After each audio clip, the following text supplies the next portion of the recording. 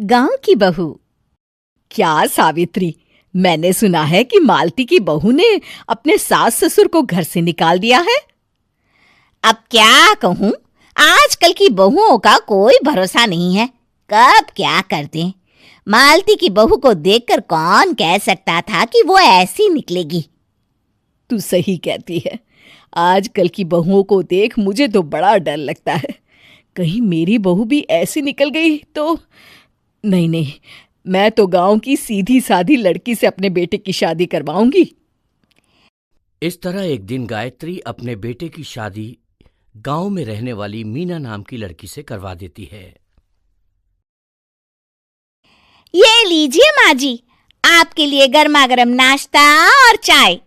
अरे वाह बहू, सच कह रही हूँ, जब से तू इस घर में आई है मुझे तो बड़ा आराम है। तेरे जैसी बहू तो किस्मत वालों को मिलती है। का माँ जी, अब इतनी भी तारीफ मत करिए ना। धीरे धीरे मीना गायत्री की चहेती बन जाती है और मीना भी गायत्री को कभी शिकायत का मौका नहीं देती थी। फिर एक दिन, ये ले बहू, आज मैं बाजार से तेरे लिए साड़ी लाई हूं।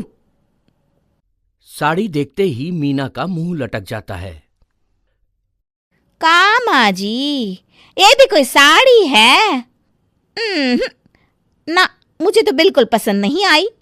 अरे लाना ही था तो कोई अच्छी महंगी वाली साड़ी ले आती मेरे लिए। आप तो ये सस्ती साड़ी उठा लाई। मुझे नहीं ना चाहिए आपकी ये साड़ी, आप ही पहनिए इसे। अरे ये क्या बहू, तू तो आजकल कुछ ज्यादा ही नखरे दिखा रही है। मैं इतने प्यार से तेरे लिए साड़ी लेकर आई हूं और तू है कि उल्टा मुझे ही दो बातें सुना रही है।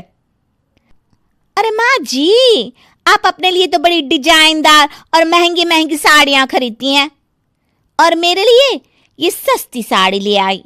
आप समझती हैं कि मैं गांव से आई हूं इसलिए मुझे कुछ नहीं पता। हाँ, अरे कुछ नहीं, तुझे शहर की हवा लग गई है बहू। इस तरह दोनों सास बहू में रोज किसी न किसी बात पर लड़ाइयां शुरू हो जाती थीं। एक दिन गायत्री अपनी कुछ सहेलियों को अपने घर चाय पर बुलाती है। अरे बहू, मेरी सहेलियों के लिए बढ़िया चाय नाश्ता तो बना दे। अरे माँ जी, अभी ना मेरे पास बिल्कुल भी समय नहीं है। मुझे ब्यूटी पार्लर जाना है। चाय नाश्ता आप ही बना लीजिए। हाँ, तू कब से ब्यूटी पार्लर जाने लगी है? शहर आए 2 दिन नहीं हुए और देखो महारानी के नखरे शुरू हो गए। बस भी करिए माँ जी, आपसे बहस करने के लिए मेरे पास ना बिल्कुल टाइम नहीं है। आपका क्या है, आप समझती हैं कि मैं गांव से आई हूं तो मुझे कुछ नहीं आता और आप जो रोज रोज मुझसे मेहमान नवाजी करवाती रहती हैं नौकरानी की तरह। मीना के कमरे में जाते ही, अरे ये क्या गायत्री, तू तो अपनी बहू की बड़ी तारीफ कर रही थी, लेकिन ये तो तुझे कुछ समझती ही नहीं। भाई मुझे तो लग रहा था कि तेरी बहू गांव की है तो सीधी सादी होगी, लेकिन इसने तो शहरी बहुओं को भी मात कर दिया। हाँ। अपनी सहेलियों के सामने अपनी बेइज्जती होते देख गायत्री आग बबूला हो जाती है। अरे क्या शहर और क्या गांव, मेरी तो किस्मत ही फूटी थी जो मैं इसे बहू बना के ले आई। भगवान जाने आगे और क्या क्या करेगी। अब तो मुझे कुछ ठीक नहीं लगता। तू जरा संभल के रहना, कहीं मालती की तरह तेरा भी हाल बेहाल ना हो जाए। अच्छा, अब हम चलते हैं। अपनी सहेली की बातें सुनकर गायत्री थोड़ी घबरा जाती है। अरे ये सुशीला क्या बोलकर चली गई, कहीं इसकी बात सच ना निकल जाए। दूसरी तरफ मीना सारी बातें सुन लेती है। अगले दिन से गायत्री अपनी बहू से कोई काम करवाने से पहले 10 बार सोचती थी। ज्यादातर काम वो खुद ही कर लेती थी।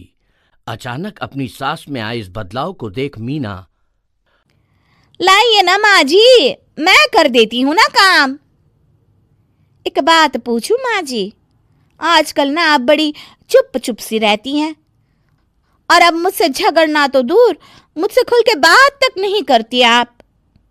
कुछ नहीं बहू, ऐसे ही।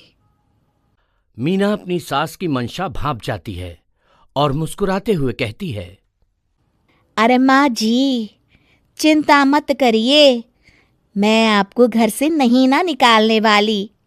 ये डर आप अपने मन से निकाल दीजिए।